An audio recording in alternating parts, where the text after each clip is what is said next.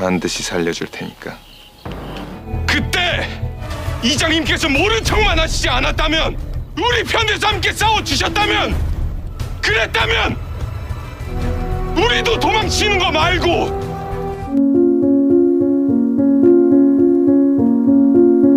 Episode dimulai dengan memperlihatkan hubungan Jisun dan Yunju yang tidak baik.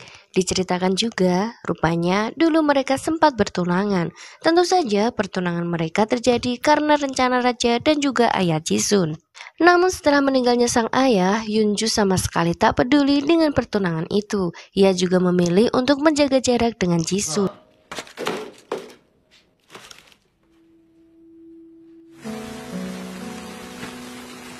Laporan kematian Komisaris Park juga sampai di telinga Jisun. Saat itulah Hansu mengatakan pengamatannya bahwa ciri-ciri kematian Komisaris Park bukan bunuh diri melainkan dibunuh. Jisun yang telah melihat jasad Komisaris Park juga punya pendapat yang sama.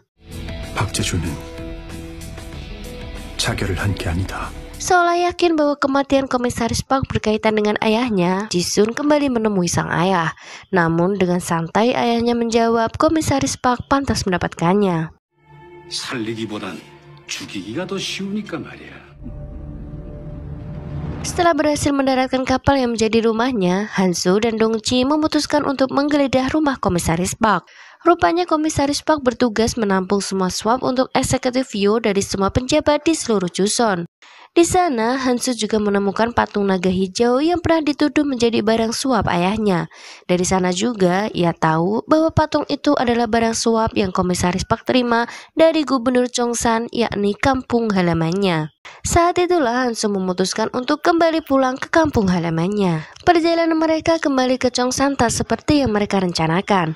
Siang itu, anak buah pedagang Cho terlihat menghadang mereka dan meminta mereka untuk bertemu dengan Tuan Chu atau bawahan Executive View. Karena malas berurusan dengan mereka, Hansu memilih untuk kabur. Saat itu juga, Yunju yang baru keluar dari Sowon-ge bersama Raja kebetulan melihat Hansu. Yunju membawa kuda milik Raja segera pergi untuk menyusul Hansu. Beruntung, ia berhasil menemukan Hansu lalu memulai perjalanan ke Cheongsan, meninggalkan Dongchi dan bersama Nona Hong di Hanyang. 이 아이는 꼭 이럴 때 등장한다. 그리고 간절히 필요할 때. Sampai di pintu masuk Cheongsan, Hansu kembali teringat kenangan sedihnya. Kenangan saat orang-orang desa menghakiminya setelah insiden suap yang melibatkan sang ayah. Ia juga mengunjungi rumah lamanya yang sudah dalam kondisi rusak parah. Ia teringat bagaimana ia menjalani masa kecilnya bersama keluarganya dan juga Dongchi. Rupanya, dulu Hansu juga memiliki seorang adik perempuan.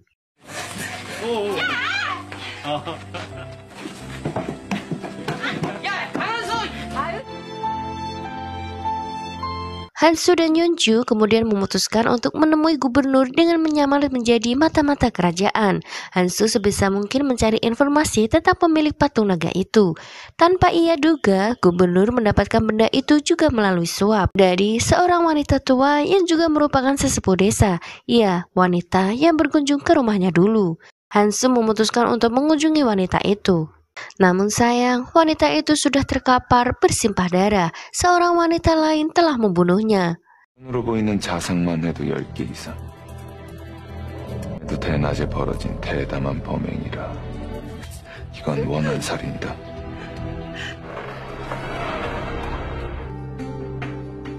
Tak berapa lama kemudian, para warga datang bersama kepala desa. Hansu masih mengingat semua orang yang ada di sana yang sempat mengisi masa kecilnya. Mereka kemudian mengurung Hansu dan Yunju beserta wanita muda itu di dalam gudang. Di sana, Hansu mengungkapkan kekesalannya seharusnya wanita tua itu mati setelah kedatangannya. Wanita muda bernama Yongsil itu mengatakan alasannya mengapa ia membunuh wanita tua itu. Semua berawal dari rencana perjodohan yang direncanakan wanita tua itu. Yongsil menolak dijodohkan dengan pria pilihannya dan memilih menikah dengan pemuda dari desa sebelah. Namun kebahagiaan mereka tak bertahan lama sampai wanita tua itu mengatakan fitnah keji pada semua orang. 야밤에 소피가 마려워서 직관에가 딱 걸렸잖여. 봐. 그 장면을 한두 번 본 게 그러면 갑자기 혼인을 한 더 들어볼 텐가? Suami Yongsil yang mendengar fitnah itu tampak marah dan menghajar mereka. Namun naas ia malah tewas setelahnya. 누가 뭐래도 나는 당신 믿으니까. Hansu menawarkan untuk menjadi pengacaranya untuk mengajukan gugatan. Namun, Yeonju tak yakin apa Yongsil baik-baik saja karena pembunuhan adalah kejahatan yang tak bisa diampuni. 조선에서 제일 능력 있는 외지부라오. Saat itulah, Dongji tiba di sana bersama warga yang lain untuk mengeluarkan mereka. Ibu Yongsil juga ada di sana untuk menjemput Yongsil. Kepala desa melepaskan Yongsil karena meminta Yongsil untuk tidak membesarkan masalah ini. Apalagi keluarga Yongsil telah menerima uang damai, maka mereka meminta Yongsil pergi dari desa tersebut. Sementara mereka mengikat Hansu dan yang lainnya di perbatasan desa. 나 진짜 어이가 없네. 이 강은수가 대송을 해주겠다고. 지가 차고 가버렸는데. Saat itulah Nona Hong tiba di sana dan melepaskan mereka. Ia juga membawa mereka ke penginapan.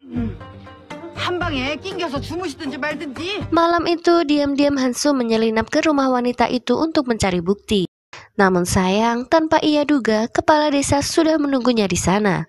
Rupanya, kepala desa dari awal sudah mengenali Hansu.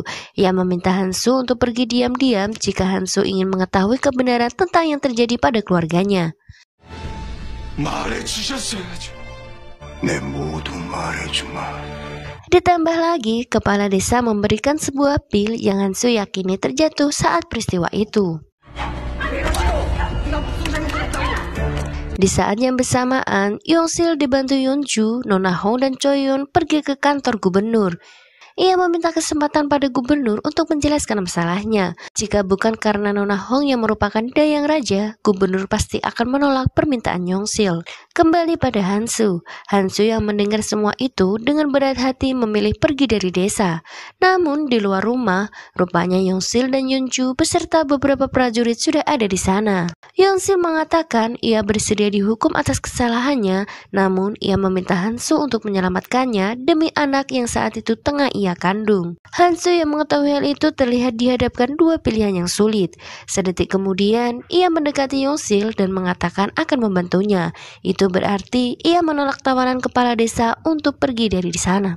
기억해보겠다는 것이냐? 똑같은 사람이 되긴 싫거든요. Hari itu juga, Hansu dibantu Dongji menggali kuburan suami Yongsil untuk mengetahui penyebab kematian. 명치에 3점 크기의 검붉은 상처가 있는데 이게 치명상이 됐을 거야. Setelah mendapatkannya, ia membayar seseorang pergi ke Hanyang untuk mengirim surat pada Hakim Yu. Bersamaan dengan itu, Gubernur Chongsan melakukan penangkapan pada orang-orang yang menyebabkan kematian suami Yongsil. Namun semua itu hanya formalitas agar masalah itu tak sampai di telinga gubernur provinsi. Bahkan selagi Gubernur Chongsan menulis surat untuk gubernur provinsi, Gubernur Chongsan meminta kepala desa untuk menyelesaikan masalah itu secepatnya. Langkah Hansu selanjutnya adalah membuat para penyerang suami Yongsil mengkhianati satu sama lain lalu mengakui kesalahan mereka.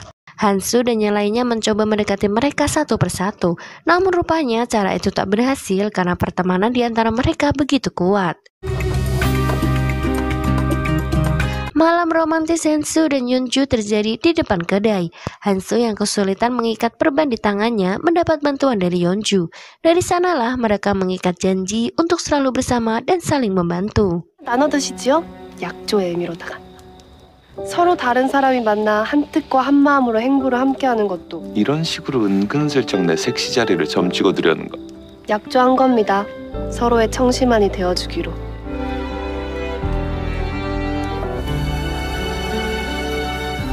Sementara itu, Hakim Yu terlihat melamun masih belum bisa move on pada hubungannya dengan Yeonju. Ia rupanya sangat mencintai wanita itu. Saat itulah surat yang dikirim Hansu sampai padanya.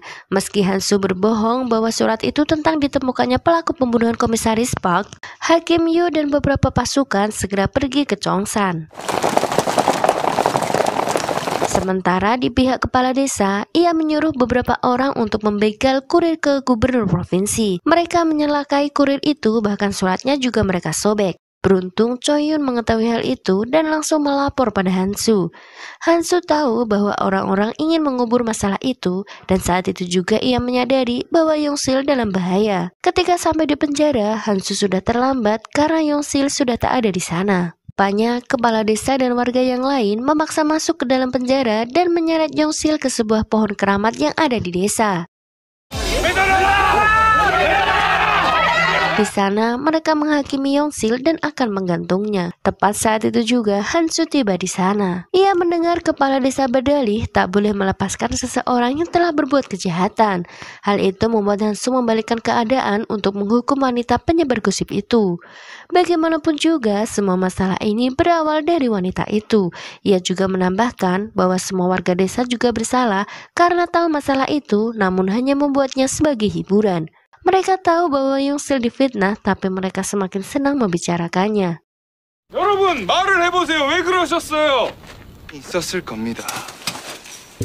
반복되는 무료한 일상 속에서 남의 소문만큼 색다른 Hansu mulai mengingat masa lalunya saat kepala desa dan orang-orang juga mengabaikannya saat ia meminta pertolongan.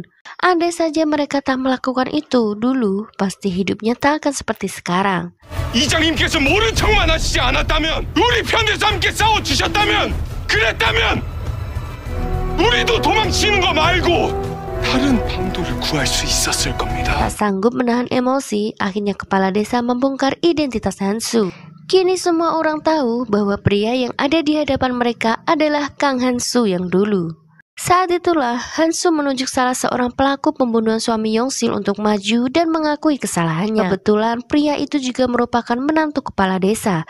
Tak terima, pria itu mulai menyalahkan teman-temannya hingga membuat keadaan menjadi sangat kacau. 개판이네요, 이장님. Setelah mendengar pengakuan ketiga pelaku itu, Hansu memanggil Hakim Yu yang rupanya telah sampai di sana. Semua orang memberi hormat saat tahu bahwa Hakim Yu adalah putra eksekutif Yu. Seperti yang ditulis dalam hukum, Hakim Yu juga tak bisa membenarkan kejahatan yang telah dilakukan Yongsil, dan pelaku pembunuhan harus dihukum mati tak peduli apapun alasannya membunuh. Bahkan, ia sempat beradu debat dengan Yeonju untuk mempertimbangkan situasi Yongsil. 맡겼어야죠. 안 했을 리가 없지 않습니까? Namun pada akhirnya, Hansu meminta Yeonju untuk tetap diam.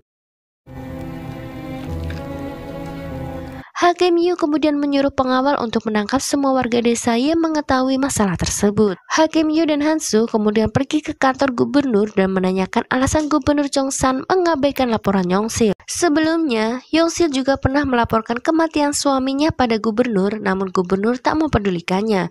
Ia seolah enggan mencampuri urusan dalam desa itu. Untuk membuat gubernur mengaku, Hakim Yu bahkan harus memberikan teh jamur mapel yang sama seperti racun untuk gubernur. Meski pada akhirnya Hansu memberikan penawar untuknya. Gubernur mengaku bahwa wanita penyebar gosip itu mendatanginya dan memberikan suap agar menutup kasus suami Yongsil.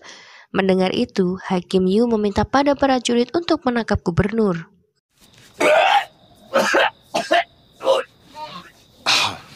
단풍버섯 해독약 직방이다. 다 드셔야 하오. Scene berganti di istana. Kini para menteri dan raja sedang rapat membahas masalah tersebut.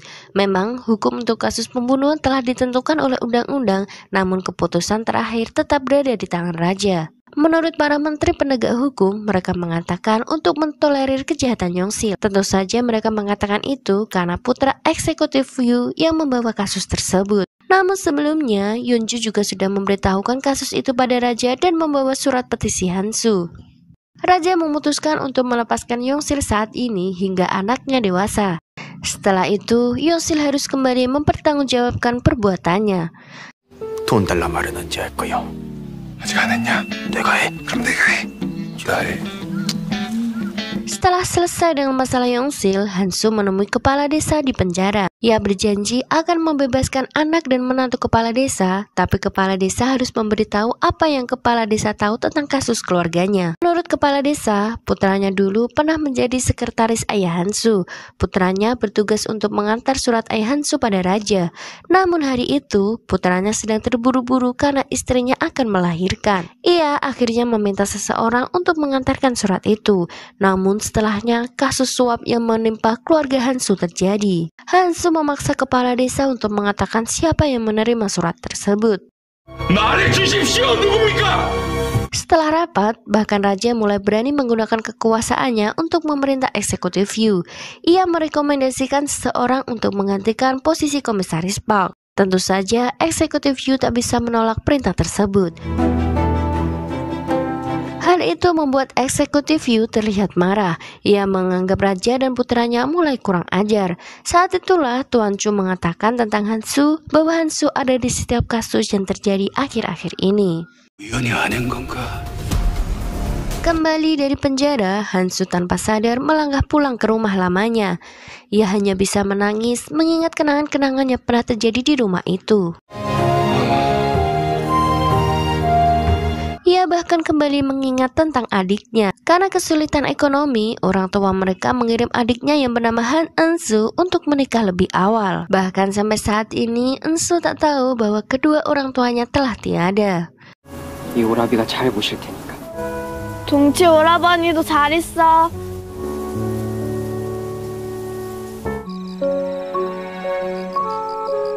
Karena tak kunjung pulang, Yeonju pergi mencari Hansu. Tanpa ia sadari, ia menemukan Hansu dalam kondisi mabuk di depan rumahnya. Hansu mulai memeluk Yeonju, bahkan menyebutnya sebagai Ensu. Ia juga mulai merancau tentang penyesalannya pada Ensu. 미안해, 은수야. 착한 내 동생 은수. 괜찮아. 행복하게 잘 살고 있을 거예요. 한이 울지 마요. 공주님, 이었어.